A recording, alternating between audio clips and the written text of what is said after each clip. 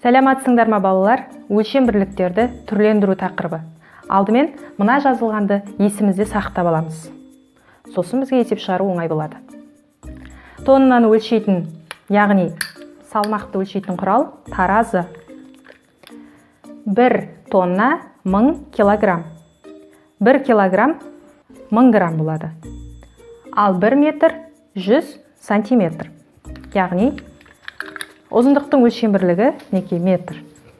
Осы ұзындықты 100 сантиметр, яғни 1 метр дейміз. Неке.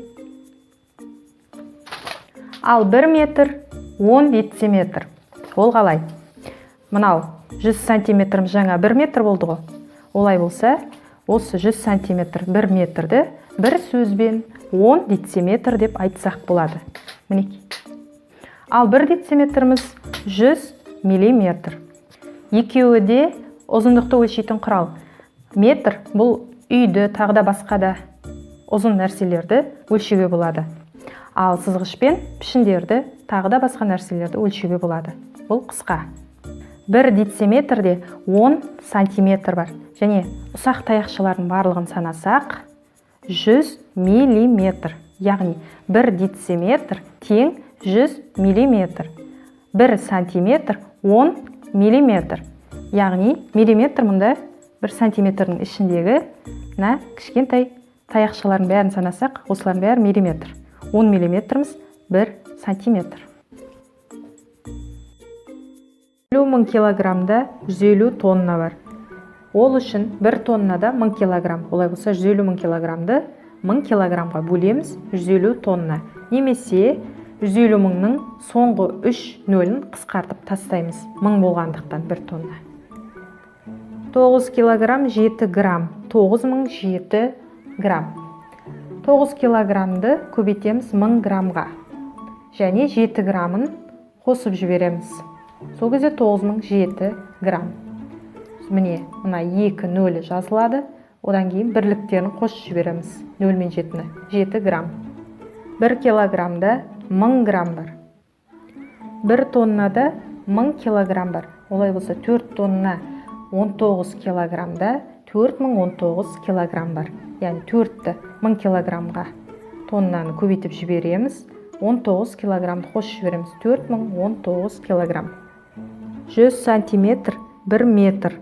Сонда 148 000 сантиметр 1480 метр. Яғни 2 нөлі соңғы қысқарады. Немесе 148 000 сантиметрді 100 сантиметрге бөлеміз. 2 нөлі қысқарып 1480 метр шығады. Дециметрді метрге айналдырамыз.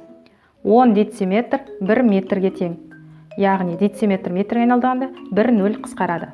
56 000 дециметрді 10 дециметрге бөлгенде 5600 метр болады.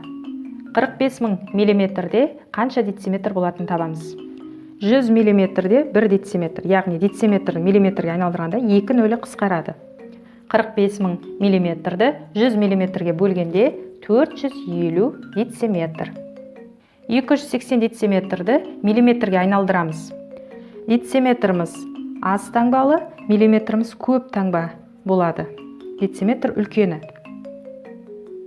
1 дециметрде 100 миллиметр бар. 280 дециметрге көбейтеміз 100 миллиметрді, сол кезде ол көп болады. 28 000 миллиметр. Яғни соңына 2 нөл тіркейміз. Мінеке 280 дециметр көбейту 100 миллиметр, 28 000 миллиметр. 1 сантиметрде 10 миллиметр бар. Мінеке 1 сантиметрде 10 миллиметр бар. Мына кішкентай таяқшаларды санасақ, 1 сантиметрге дейін 10 миллиметр болады. 620 сантиметрді көбейтеміз 10 миллиметрге. Сол кезде 6200 миллиметр. Яғни 1 нөлді тіркеп жібереміз. 1 нөлді көбейтіп жібереміз. Сол кезде 6200 миллиметр. 10-ға көбейтеміз 620 сантиметрді. Ал 10 қайдан шықты десе, 1 сантиметрі 10 миллиметр бар. Мына 10 миллиметрді 620 сантиметрге көбейту арқылы 6200 миллиметр шықты. Осылайша есептерді түрлендіреміз. Өлшем бірліктерді түрлендіру үшін нөлдерін соңына тіркеп немесе алып тастау, қысқарту арқылы есептейміз.